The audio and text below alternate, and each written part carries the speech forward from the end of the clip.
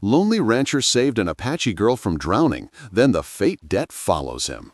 Before we dive into the story, don't forget to subscribe and like the video and tell us in the comments where you're watching from. I pulled her from the river 17 days ago when the spring floods came roaring down from the mountains and turned the Rio Grande into a grave for anyone caught in its current.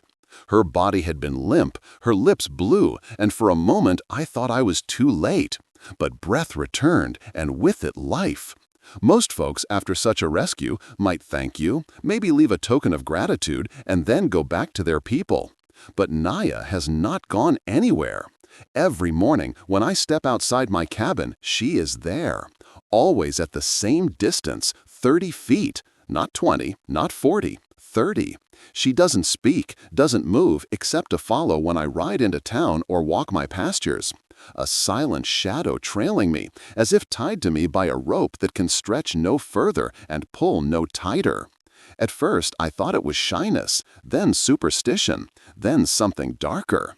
Yesterday, I tried to approach her, to close the space between us.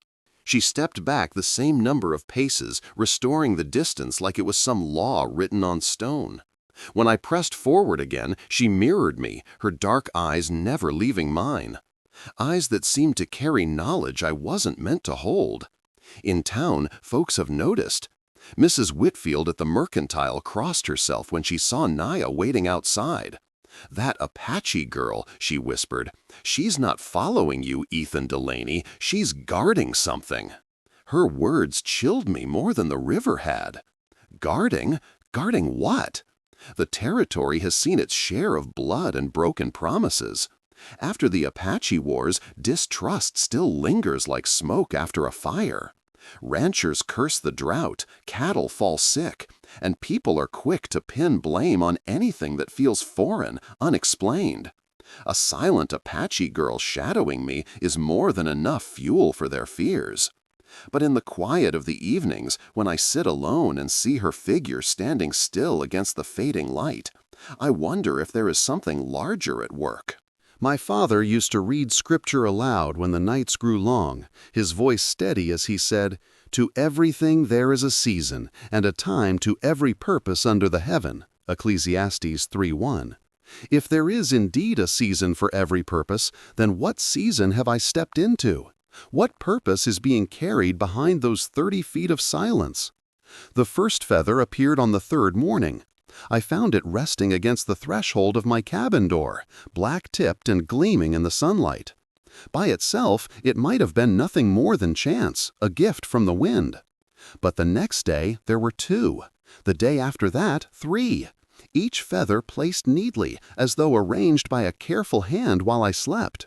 I asked Naya about them once. She gave no answer, only tilted her head ever slightly, as if weighing whether I was ready to know. Then she returned to her stillness, her distance. The men at McGraw's saloon have their theories. Some say she's casting a spell, others that she's waiting for me to slip and fall so she can claim my land as her own. Fear twists men's tongues, and fear is plentiful in the territory these days. Drought has cracked the earth, the Rio runs mean and swollen, and cattle drop sick in the pastures. Every misfortune searches for a scapegoat. When I told Mrs. Whitfield about the feathers, she shook her head and muttered, "It's a sign. You've bound yourself to something you don't understand, Ethan. Some debts can't be paid with coin." I laughed at the time, though the sound rang hollow even in my own ears. The truth is, each new feather weighs on me more heavily than the last, as though I'm carrying them in my pocket instead of leaving them on the windowsill. 17 days, and Naya has spoken no word. 17 days, and yet her presence has become as constant as the rising sun. At the market, she waits outside until I finish my trade, never coming closer than her allotted space. On the trail, I hear the faintest sound of her moccasins in the dust behind my horse. At night, when I douse the lantern, I know if I look out my window, I'll see her silhouette against the moonlight, 30 feet away.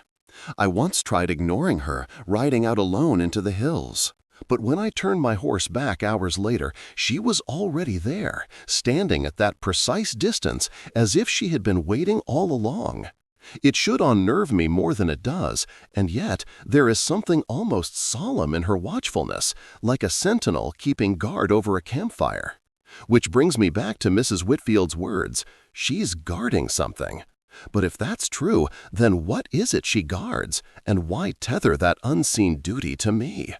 The thought settles on me in the dark hours before dawn, when the desert is hushed and every creak of the cabin sounds like an omen. Maybe this is not about gratitude at all. Maybe it is about a law older than my family's time in this valley, older than the fences and wells we carved into the land. And if that's the case, then I fear I've stepped into something I cannot walk back out of. To continue this adventure, please subscribe to our channel. It helps us keep creating. The 18th morning began like all the rest. I stepped out into the crisp desert air, the sun not yet burning off the thin veil of mist that clung to the valley. And there she was again, Naya, standing motionless among the cottonwoods, her eyes fixed on me, her feet planted exactly 30 paces from my porch. I had endured her silence for over 2 weeks. Each day she followed, never speaking, never closing the distance, always watching. At first it had unnerved me. Then I tried ignoring her, hoping she would tire of this strange vigil, but she had not. Instead, something in me had grown weary of the waiting. That morning, I resolved to put an end to the mystery. I stepped off the porch and walked straight toward her. Her gaze never faltered, though I saw the subtle tension in her body. When I closed the gap to 20 feet, she retreated. I pressed forward. She mirrored me. Like dancers bound to a rhythm I could not hear, we moved across the frosted grass until she had restored the sacred measure of 30 feet between us. "Naya," I called, my breath visible in the chill. "Why are you doing this? What do you want from me?" The only answer was the rustle of leaves above us. I tried again, more firmly. "If you mean me harm, say it. If you're waiting for something, tell me what it is." I can't keep living like this. For a long moment, I thought she would retreat into silence as before. Then, to my astonishment, her lips parted. Her voice was quiet but clear, carrying across the space like a ripple on still water. "You saved the wrong person." I froze, certain I had misheard. "What?" Her expression did not change, only the words repeated, heavier this time, as though etched in stone. "You saved the wrong person." The air seemed to tighten around me. My mind raced back to the river, the way her body had been dragged by the current, the lifeless weight in my arms, the cough of returning breath. How could she claim I had saved the wrong one? "What does that mean?" I demanded. "You were drowning. I pulled you out. I saw your eyes open. I felt your heart start beating again." But she gave no further explanation. Her face remained calm, unreadable, as if the effort of speech had cost her dearly and she would not spend another word. That day, when I returned to my cabin, I found 4 feathers laid neatly across the doorstep, their black tips gleaming in the fading sun. My stomach clenched. It was the 4th day in a row the feathers had multiplied. The first had felt like a curiosity, the second like coincidence, the third like omen. 4 was something else entirely, an arrangement, a message. And her words echoed in my ears long into the night. "You saved the wrong person." The next evening, the feathers returned, 5 now, laid with the same precision as before. I didn't bother asking how they appeared. I knew the answer would be silence. But when I looked toward the cottonwoods, expecting her usual stillness, I saw something different. Naya lifted her hand and gestured toward the river. No words, only the tilt of her chin and that commanding movement, subtle yet unyielding. For 17 days she had stood like a shadow carved from stone, and now she was asking me to follow. Against every instinct that told me to keep to my ranch and my cattle, I found myself stepping into the path that led down to the water. The Rio Grande was swollen from recent rains, its banks muddied and high. The current moved dark and quick, hissing as it dragged branches downstream. But it wasn't the river itself that caught my eye. It was what lay upon its edge: stones. Smooth river rocks, each one placed carefully, forming a spiral that wound inward from the bank to the edge of the deepest channel. The pattern was deliberate, purposeful, almost ceremonial. I glanced at her.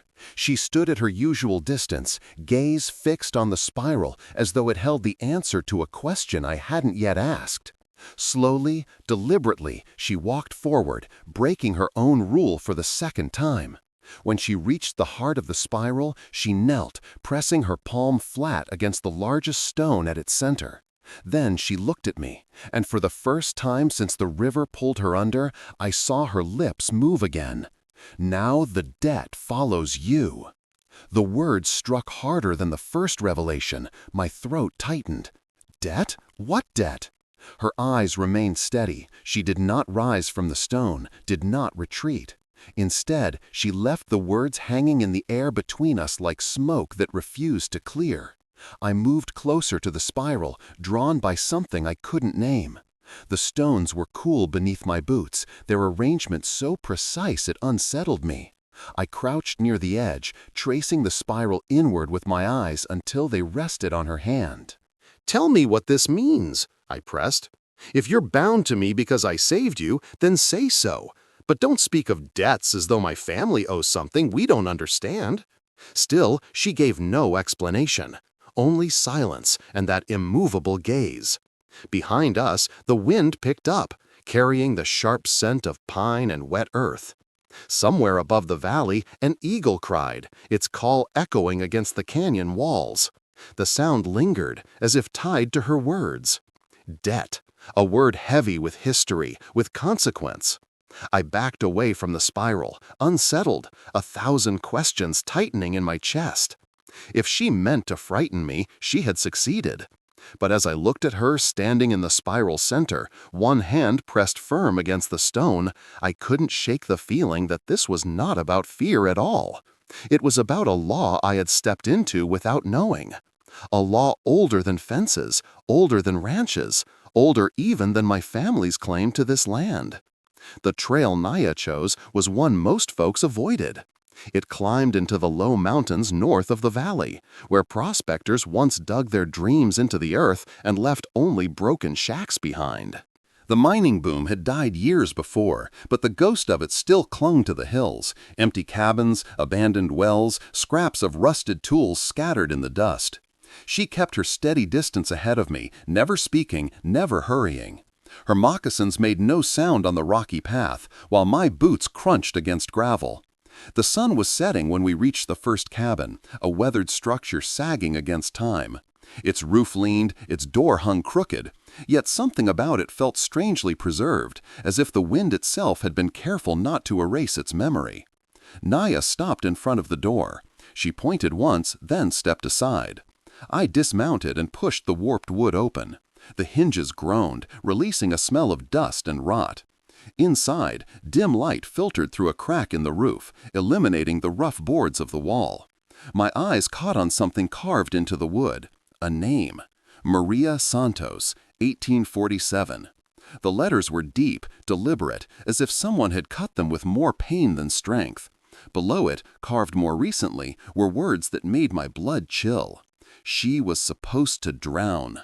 I ran my fingers over the grooves, the cuts fresh enough to splinter my skin. Someone had been here not long ago, keeping the memory alive, reminding whoever entered that Maria's fate had been altered. Turning slowly, I noticed the small table pushed into a corner. Upon it rested a wooden cross, its surface worn smooth by hands that had clutched it in prayer. Dust lay thick across the table, but the cross itself was clean, as if it had been touched even in recent days. The sight of it pulled me back to my childhood, my father's voice reciting scripture in the lamplight, the feel of a Bible heavy in his calloused hands. And though I had not prayed in years, I felt a weight settle on me, as though the room itself remembered the faith of the woman who had once lived here. I looked back toward the doorway. Naya had not followed me inside. She stood in the fading light, her face solemn, her dark eyes reflecting the fire of the setting sun. She didn't need to enter. This place already spoke for her. I stepped out, uneasy. Who was she? Naya did not answer, not yet. She only turned and walked toward an old stone well beside the cabin. Its wooden cover had long since rotted away, leaving a black circle of silence that descended into the earth. She placed her hand on the rim, waiting, as if daring me to follow. I glanced once more at the cabin, the name carved deep, the wooden cross resting like a relic of unanswered prayers. The words on the wall echoed in my chest. She was supposed to drown. Naya's hand rested on the rim of the old well, her fingers tracing the weathered stone as though it held memories. She did not look at me when she began to speak, but her voice carried steady in the twilight air. Maria Santos lived here, she said, a woman from Mexico. She came north with her husband, James, when the mines called men like bees to honey. They had a baby. Winter was cruel. Fever took the child. The husband kept digging for silver, leaving her alone with grief too heavy for one heart. Her words unfolded slowly, each sentence like a stone dropped into the darkness of the well. I pictured a woman huddled in this cabin, clutching her baby against the cold, listening to the cough fade into silence. One day, she walked into the river, Naya continued, finally lifting her eyes to mine. She wanted to follow her child into death, but the current was weak that season. The river would not take her. I felt the weight of that statement, the strange way she spoke, as though the river itself made choices, honoring agreements older than law. She should have drowned, Naya said firmly. That was the path. But your grandfather, Ezra Delaney, found her. He pulled her from the water. He forced her to live. The air left my lungs in a rush. My grandfather had told me stories of the early years, of drought and storms, of carving a ranch out of wilderness, but never once had he spoken of this. And yet I remembered fragments. My father once mentioning a Mexican woman who worked for the family for many years, Maria. He saved her, I said, more to myself than to her. He gave her back her life. How can that be wrong? Her gaze sharpened. When you change the course of death, you change everything that comes after. Maria had 3 more children. Those children lived because she did not die. Grandchildren, great-grandchildren. I am of her blood. I staggered back, staring at her. The truth struck with the force of a hammer. Naya should not even exist. Her voice dropped lower, heavy with something close to sorrow. Your grandfather took her fate into his hands. From that moment, his family carried her debt. He died with it. Then your father. Now you. The echo of scripture stirred unbidden in my memory, words my father had once spoken while repairing the fence line under a fading sun. Whatsoever a man soweth, that shall he also reap. Galatians 6:7. I looked at Naya, her silhouette framed against the sinking light, and shivered. My grandfather had sown mercy, but perhaps also disruption. Mercy not his to grant, a defiance of destiny that now trailed me like a shadow. And me saving you, I whispered, realization sinking deep, made it worse. Naya did not nod, but the silence between us was answer enough. By the time I rode into town 2 days later, whispers had already thickened like storm clouds. Men leaned over whiskey glasses, their words cutting sharper than knives. Women crossed themselves in the street when Naya appeared 30 feet behind me, her silent shadow impossible to ignore. The cattle sickness was the latest misfortune. 2 herds had collapsed, belly swollen from tainted feed. McGraw, never one to waste a chance to stir trouble, declared loudly in the saloon that the Apache girl's curse had brought it on us. Ever since she's been trailing Delaney, he said, slamming his mug on the table, nothing's gone right. The river swelled, the wells dropped, and now our cattle are dying. You mark my words, she's the reason."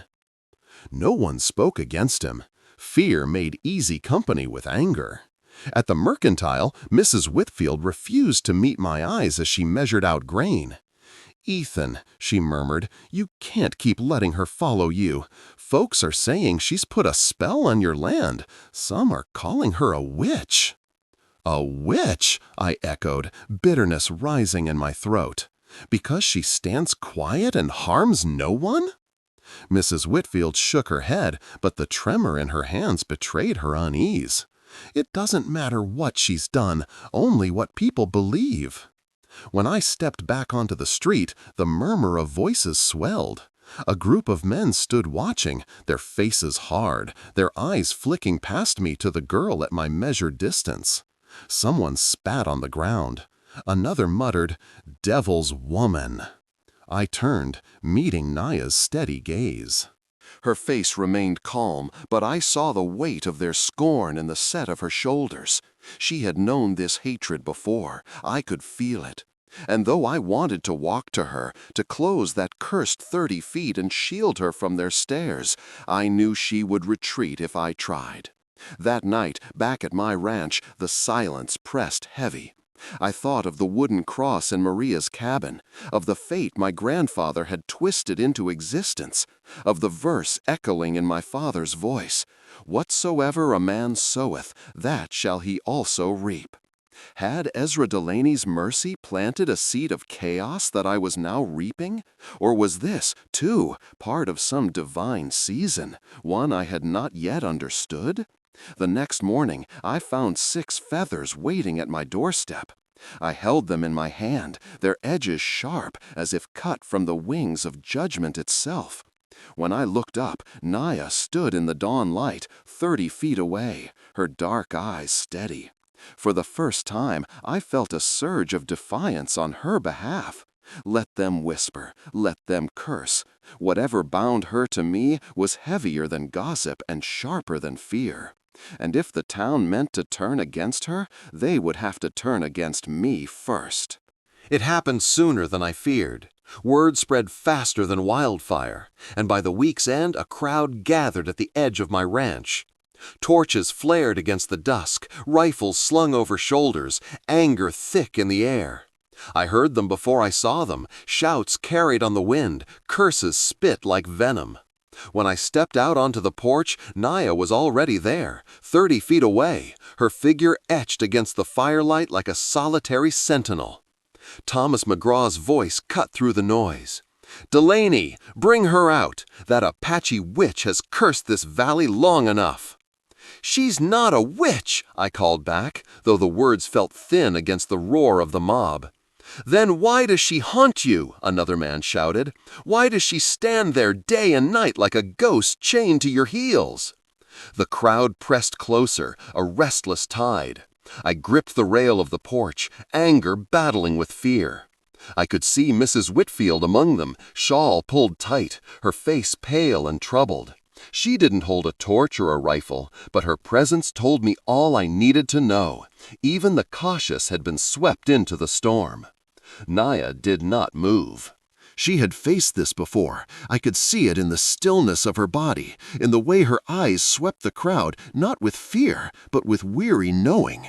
Then, to my astonishment, she stepped forward, closing the sacred distance for only the 3rd time since I had known her. She raised her voice, calm and steady, cutting through the clamor like a blade. "There are 2 ways to end the debt," she declared. The crowd stilled, unsettled by the strength of her words. Even McGraw hesitated, lowering his torch slightly. Naya's eyes found mine. "Either I save your life and the bond is broken, equal for equal, or I die and the debt dies with me."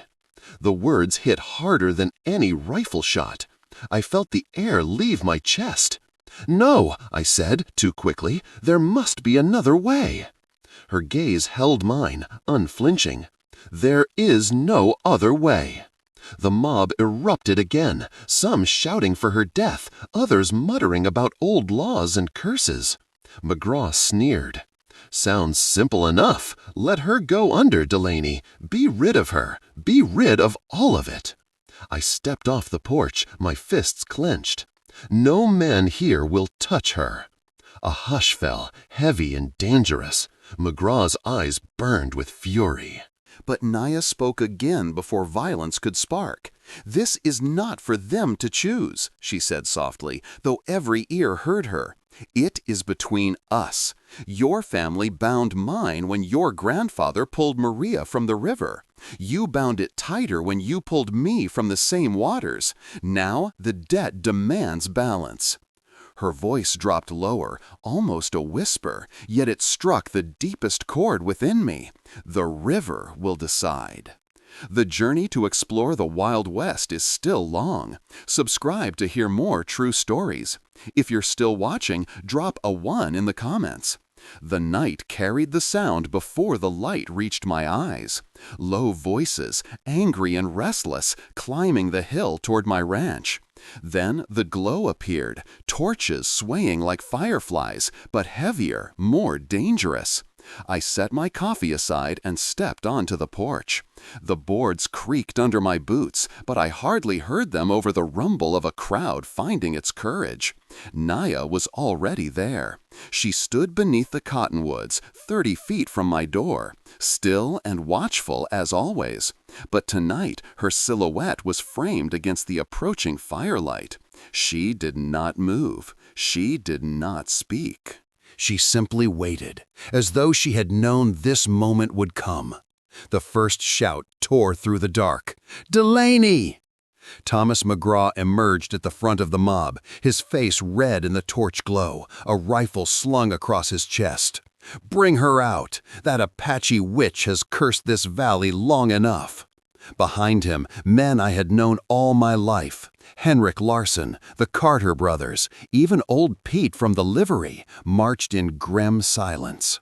Some carried rifles, some carried nothing more than stones, but all carried the same fever in their eyes.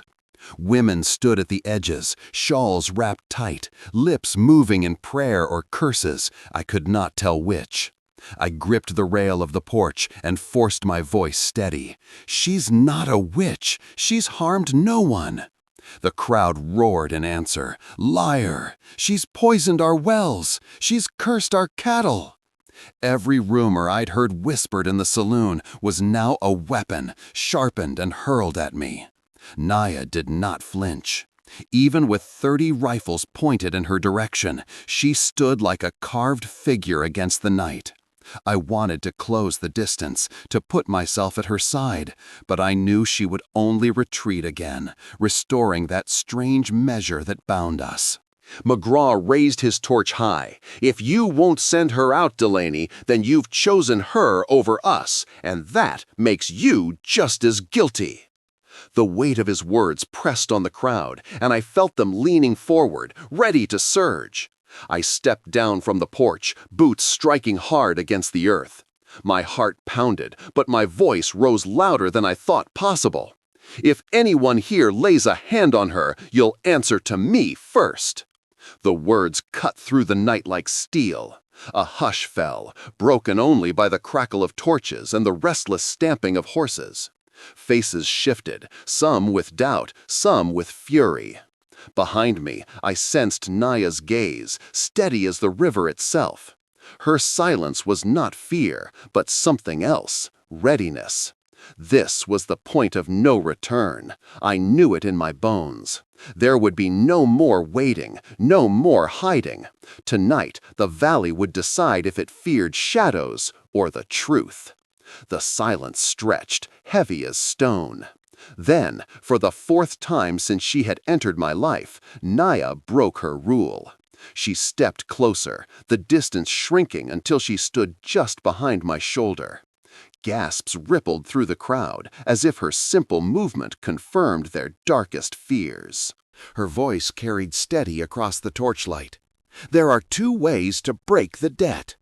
The mob stilled. Even McGraw's sneer faltered. Naya's eyes swept the gathered faces before settling on mine. Either I save your life, Ethan Delaney, and the bond is broken, equal for equal, or I die and the debt dies with me. The words struck the crowd like a hammer. Some men muttered approval, others shook their heads, but all leaned in, hungry for resolution. McGraw seized the moment. Then let it be death. That's the sure way. End her, and this curse ends too. Enough! The new voice came low but resonant, carrying across the night with the authority of thunder rolling through the mountains. The crowd turned as a tall figure emerged from the darkness beyond the torches. Joseph Running Bear walked with measured steps, his shoulders broad beneath a blanket woven in colors of earth and sky. Silver streaked his black hair, and his eyes shone with the same steady fire I had seen in Naya's. In one hand he carried a small leather pouch, in the other 4 eagle feathers, each one glinting like polished bronze in the firelight. Whispers broke through the crowd. "Medicine Man! Her father! What's he doing here?" He stopped between us and the mob, placing himself in the line of fire with calm that unsettled even McGraw. Raising the feathers high, he spoke not in Apache, but in English clear and deliberate. "These are for generations," he said. "One for Maria Santos, saved when she was meant to die. One for her daughter, one for her granddaughter, one for my own child." He glanced at Naya, then at me. Each life owed to a hand that pulled where the river would have taken.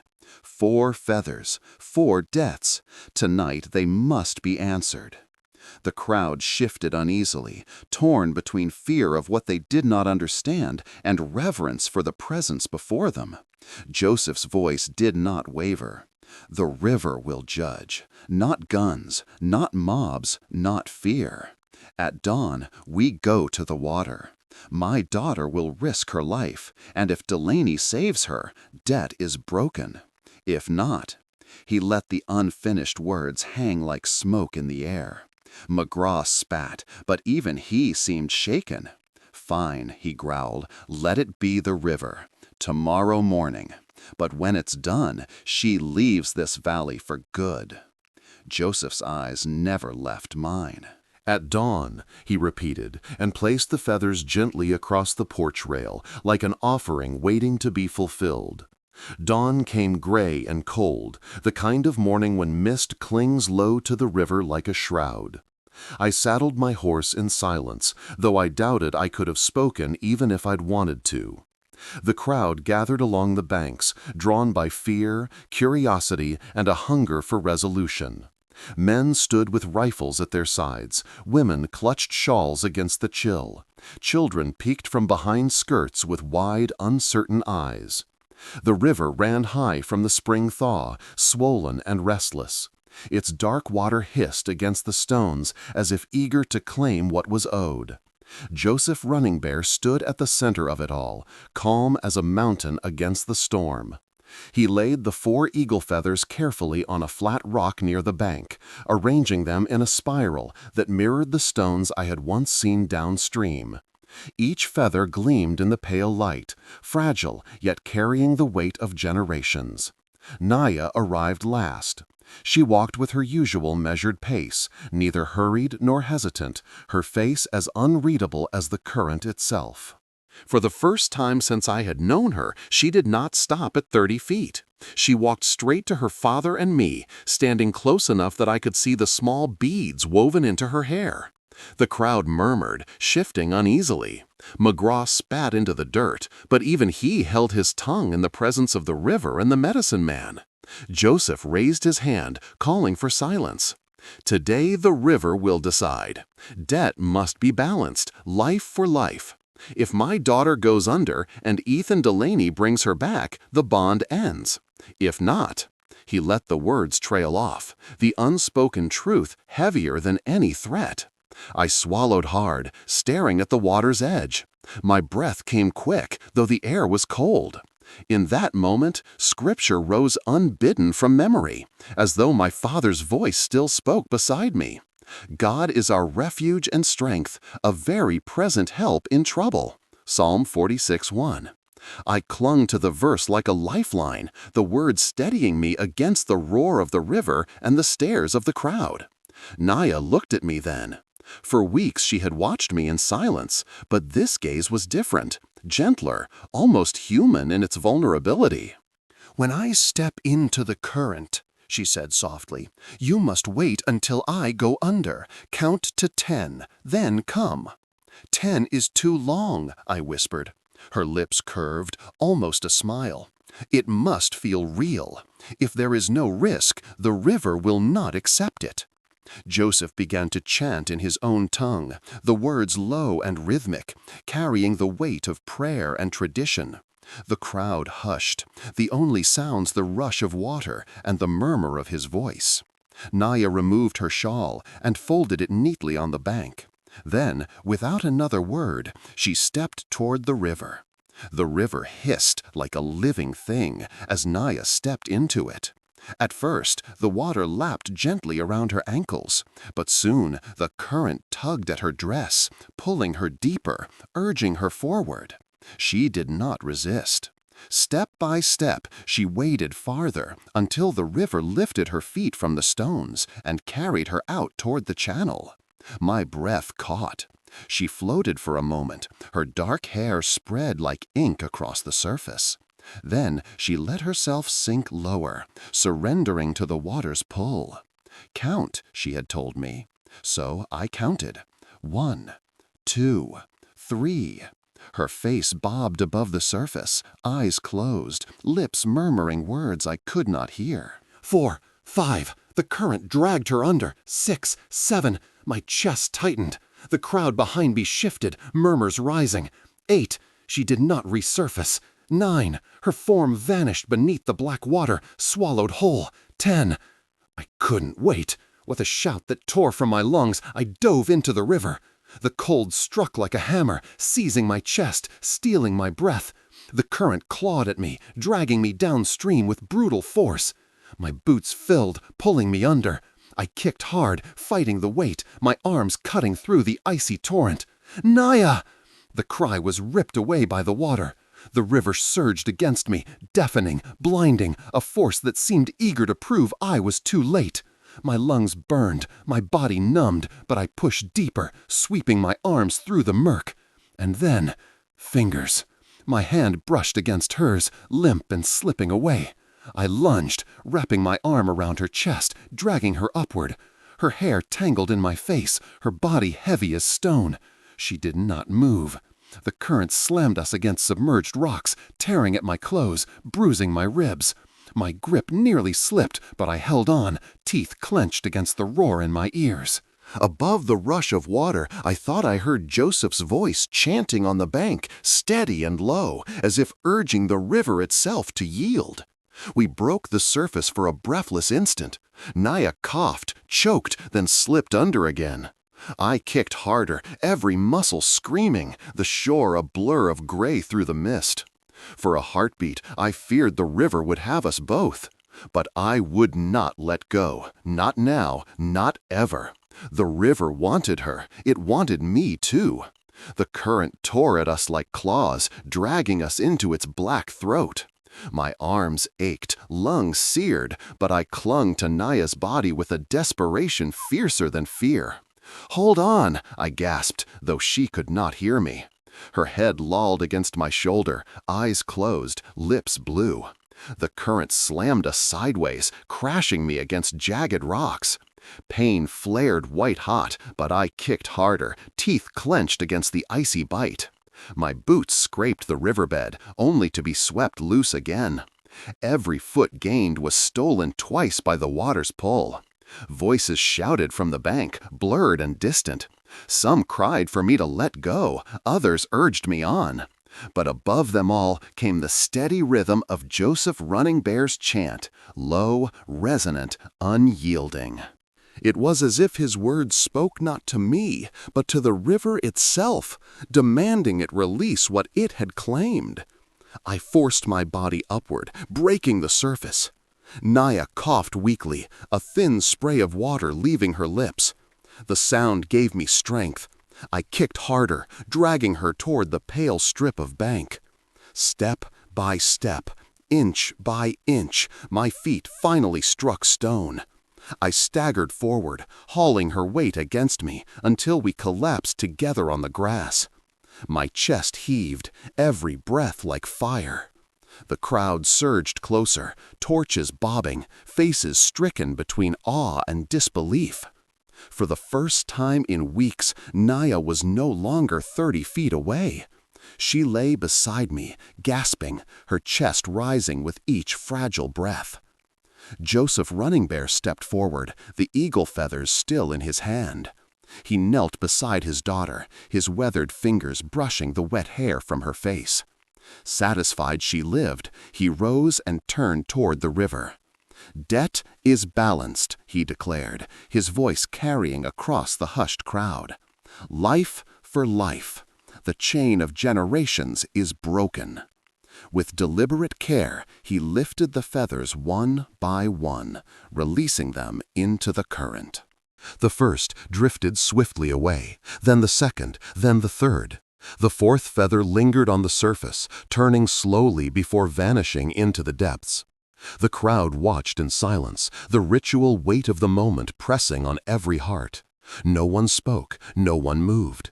Even McGraw, torch forgotten at his side, lowered his eyes as if cowed by something larger than anger or fear. Naya stirred beside me, her hand brushing mine. Her dark eyes opened, meeting my gaze. For the first time, I saw them unclouded by silence or distance. I understood then. The river had nearly taken her, but choice had brought her back. The river carried the last feather away, and with it, the silence deepened. The chant ceased. Only the hiss of water against stone remained, steady and eternal. No one moved. The mob that had marched here with fire and fury now stood in uneasy stillness, torches sputtering in the gray morning light. Faces once hardened with anger were softened by doubt, some even by shame. Mrs. Whitfield clutched her shawl tighter, but her voice trembled when she finally spoke. "It's done, then?" Joseph Running Bear faced the crowd, his presence calm and immovable. "The bond is broken." No one owes, no one is bound. This valley is free of the debt. The words hung in the air like a benediction. Slowly, one by one, rifles lowered. Men exchanged wary glances. McGraw spat into the dirt, but even his voice carried less venom now. "Then she should go," he muttered, though it sounded more plea than command. I pushed myself to my feet, water still dripping from my clothes. My muscles burned, but my voice came strong. "She will go if she chooses, not because fear drives her out. That debt is finished, and so is your claim over her." The crowd shifted. Some nodded reluctantly, others turned away, unable to meet my eyes. The fire that had carried them here guttered out, leaving only the ashes of their doubt. One by one, they began to drift back up the bank, torches dimming in the pale light. The valley, for the first time in weeks, felt still. I turned back to Naya. She sat upright now, her breath steadier, the morning sun glinting on strands of her wet hair. Her gaze met mine, and for once there was no distance, no 30 feet, no unspoken boundary, only presence. "You're free," I whispered, though the words felt heavy in my chest. Her lips curved in the faintest of smiles. Free to choose. The simplicity of it struck harder than the river's current had. For weeks she had followed because she must. Now she remained because she could. The crowd had gone, the ritual was over, but something larger had begun. As I helped her to her feet, her fingers lingered in mine, warm despite the cold river water. That small, chosen touch carried more meaning than all the weeks of silent watching. I thought again of the scripture that had steadied me before I dove. "God is our refuge and strength, a very present help in trouble." Psalm 46:1. He had been present here, by the river, in the danger, in the breaking of chains. For the first time, I no longer felt haunted by the debt of my family's past. Instead, I felt the stirrings of something new, a bond not of obligation, but of choice. And as the sun climbed higher, burning away the mist, I knew the true story was only just beginning. If you like this video, please comment number 9. If you don't like it, please comment number 0. And please leave a comment and share your feelings.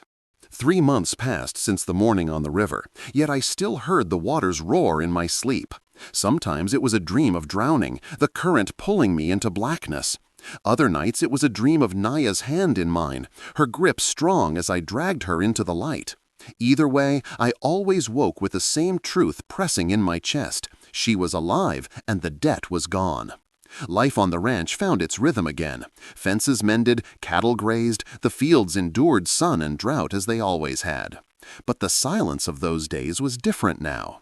I no longer felt the shadow of unseen eyes 30 feet behind me. Instead, I felt the warmth of a lamp burning on the hillside. Naya had built her own cabin there, just beyond the tree line, overlooking my fields. Smoke rose from her chimney each morning, thin and gray against the sky. Some evenings I'd see her lamp burning late, a steady glow that reminded me I was not as alone as I once thought. She had chosen to remain, not as a shadow or sentinel, but as herself. At first, the town bristled. Whispers followed me into the general store. Eyes lingered longer than they should. Mrs. Whitfield still crossed herself when Naya's name was spoken, though her voice carried less venom than before. Even McGraw, for all his bluster, kept his distance. Fear had not vanished, but it had quieted. The river had spoken, and even the most stubborn among them dared not challenge what they had witnessed. One Sunday morning, I walked into church alone. Heads turned, whispers buzzed, but the hymns rose all the same. When Pastor Reed spoke from the pulpit, "Therefore, if any man be in Christ, he is a new creature. Old things are passed away. Behold, all things are become new." 2 Corinthians 5:17. I felt the words settle into me with a weight I could not deny. Old debts, old curses, old fears, they had been washed away. What remained was a chance to begin again. That afternoon, Naya came down from the hill. She carried a basket of herbs she had gathered and set it on my porch without a word. Her silence was not the distance of before, but something gentler. When she finally spoke, her voice was quiet but sure. "You stood between me and them." I nodded, and I'd do it again. Her eyes lingered on mine, dark and steady. Before, I stayed because I must. Now I stay because I choose. The words echoed in me long after she left. Choice. That was the gift the river had returned to us both. For her, it was the freedom to remain or to go. For me, it was the freedom to care without fear of chains. Summer stretched long, golden and unrelenting. We saw each other often, sometimes at the market, sometimes at the river, sometimes with nothing more than a nod across the field. Each moment felt like a stitch, binding a new fabric where the old one had torn. The people of the valley began to soften, though not all at once. Some brought their sick children to her for herbs when medicine failed. Others asked her to bless their wells with her knowledge of springs and signs. Bit by bit, suspicion gave way to reluctant respect. I watched it all quietly, never pushing, never pressing. Naya was not a woman to be claimed or tamed. She was as much a part of the land as the river itself, untamed, eternal, and always moving. Yet each evening, when the lamp on the hill burned bright against the dark, I felt a comfort deeper than any sermon or hymn. It was the comfort of knowing that for the first time in generations, what bound us was not debt, not fear, but something freely chosen. Autumn came slowly to the valley, painting the cottonwoods in shades of gold and rust. The air cooled, the river settled from its swollen fury to a steady murmur, and life bent once more to the rhythm of the seasons. Yet for me, nothing returned to what it had been. I found myself looking toward the hill each morning, waiting for the faint curled smoke from Naya's chimney. It was no longer the anxious watchfulness of before, but a quiet reassurance. She was there, not because she must be, but because she wanted to be. That knowledge steadied me more than I could say. We began to share more of our days.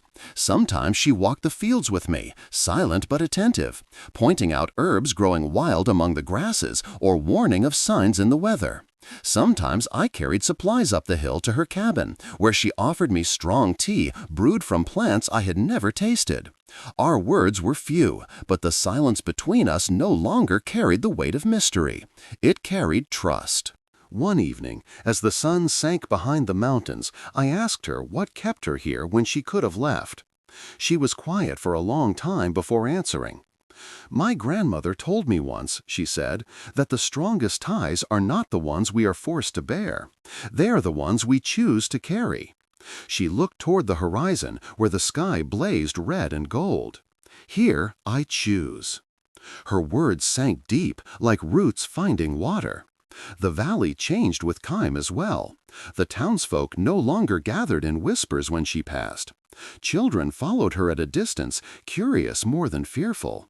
Ailing cattle were brought to her for herbs, and though some men still muttered about curses, they did so with less conviction.